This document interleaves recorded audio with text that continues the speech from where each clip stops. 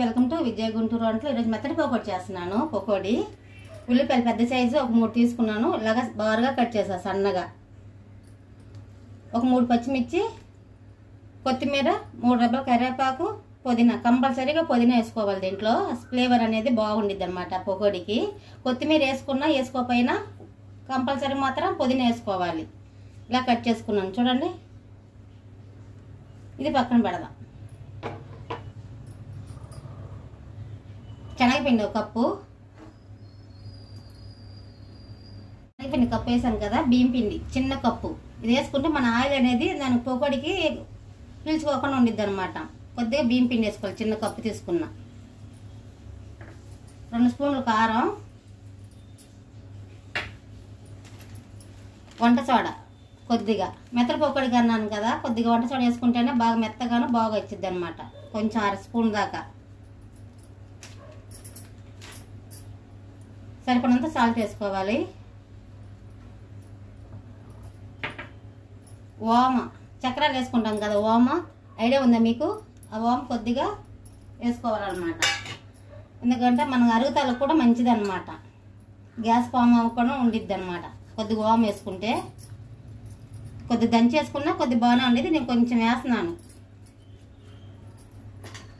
దీంట్లోనే అల్లం paste 1 spoon దాకా వేసుకోవాలి. దాన్ని ఒకసారి కలుపుదాం.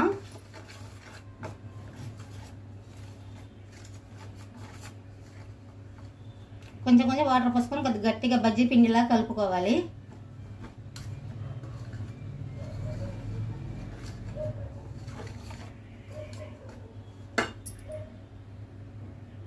కొద్దిగా వాటర్ పోసుకొని బజ్జీ పిండిలా కలుపుదాం.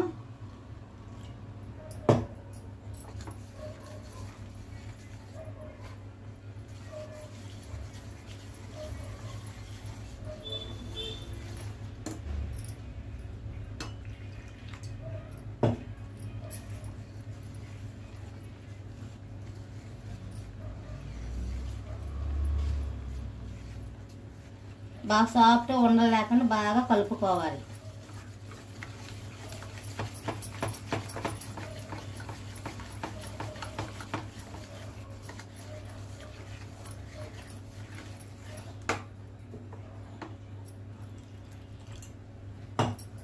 నీట్గా కలుపుకోవాలి. అది మన ఇంట్లో అయితే చక్కగా ఫ్రై అయ్యిద్ది అనమాట. అదే బయట అయితే పిండి పిండిగానే ఉండేది, అస్సలు బాగోదు.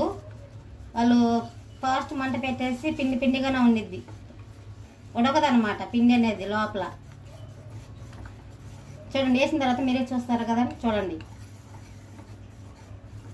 కలిపాను కదా. ఇప్పుడు అన్నీ వేసుకుందాం. ఉల్లిపాయలు, కొత్తిమీర, పుదీనా, పచ్చిమిర్చి, కరివేపాకు అదన్నీ వేసుకుంటేనే బాగుండిద్ది అనమాట మెత్తటి పకోడీకి. పిల్లలకి అలాగా పెట్టేయచ్చు. వర్షం పడుతుంది గుంటూరులో, బాగా పడుతుంది. 3 రోజుల నుంచి పడుతుంది వర్షం. ఇలా వర్షం పడేటప్పుడే వేడివేడిగా తినాలి. ఇంట్లో సాంబార్ చేశాను, పొటాటో ఫ్రై చేశాను, పండుమిర్చి పచ్చడి కూడా చేశాను. బాగుండిద్ది కాంబినేషన్ ఈరోజు మా ఇంట్లో. కలిపాను కదా, ఇలా సాఫ్ట్గా కలుపుకోవాలి పిండి.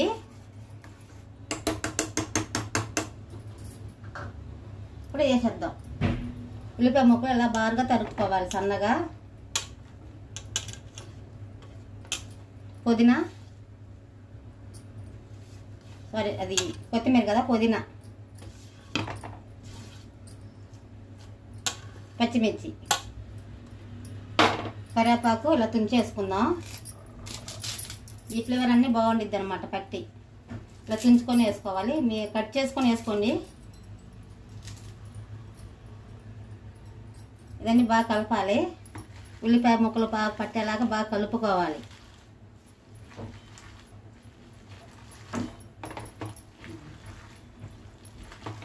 సూపర్గా ఉండిద్ది. పిల్లలకి ఇలా పెట్టేయచ్చు. టమాటా సాస్ పక్కన పెట్టి ప్లేట్లో వేడివేడిగా వేసి పెడితే సాయంత్రం స్కూల్ నుంచి రాగానే ఇలా చేసి పెట్టుకోవచ్చు. పిల్లలు బాగా తింటారనమాట. మనం బయట నుంచి అంటే 100 రూపాయలు అయినా మన ఫ్యామిలీ సరిపోదు. అయినా బాగోదు. వేసిన ఆయిల్లోనే డీప్ ఫ్రై చేస్తారు కదా, అస్సలు మంచిది కాదు. మన ఇంట్లో ఫ్రెష్ ఆయిల్ వాడతాం కాబట్టి బాగుండిద్ది అనమాట. వాళ్ళ గురించి మనం తప్పుగా మాట్లాడుకోకూడదులే. వాళ్ళ ఎవరి వ్యాపారం వాళ్ళది.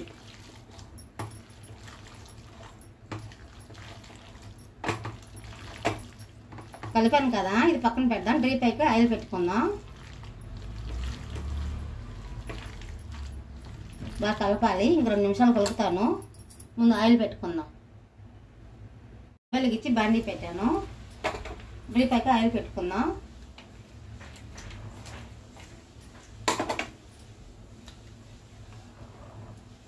సరిపడంతా ఆయిల్ పోసుకోండి.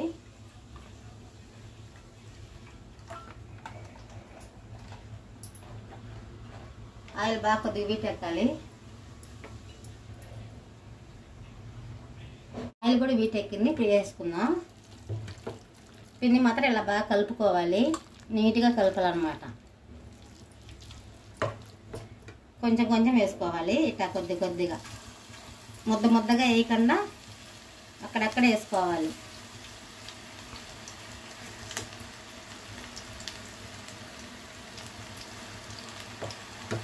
మంట తక్కువలో పెడదాం. ఇది కొద్దిగా మంట తక్కువలోనే పెట్టుకొని ఫ్రై చేసుకోవాలి. అప్పుడు లోపల పిండి అంతా బాగా ఉడికిద్ది అన్నమాట.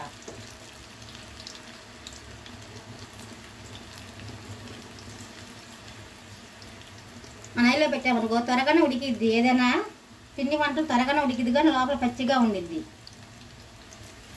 ఒక 5 నిమిషాల దాకా అక్కడ మంట తక్కువలో పెట్టేసుకొని ఇలా ఫ్రై చేసుకోవాలి. తర్వాత ఆయిల్లో పెట్టుకొని తీసుకోవాలి. అప్పుడు ఆయిల్ అనేది దానికి పొక్కడి పట్టుకోకుండా ఉండిద్ది. ఒకసారి తిరగేద్దాం.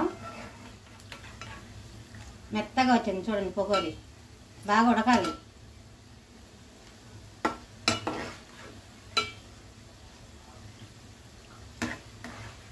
కమ్మటి స్మెల్ మాత్రం భలేగా ఉంది.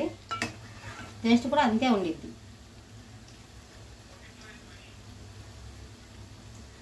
అంటే మా పిల్లలు హాస్టల్ నుంచి వస్తున్నారు ఈరోజు. సాటర్డే కదా, వాళ్ళ కోసం అన్ని వెరైటీలు చేసాయి ఈరోజు.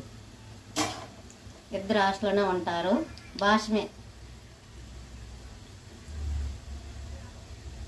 ఫ్రై అయింది. బాగా ఫ్రై అయింది అనమాట పకోడీ.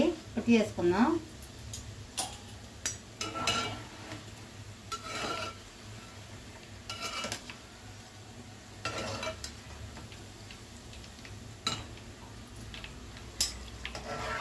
ఇలాంటి దాంట్లో వేసుకుంటే ఆయిల్ అన్ని మొత్తం కారిపోయింది అనమాట.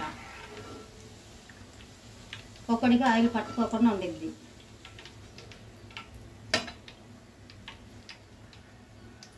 బాగా మెత్తగా వచ్చిందనమాట.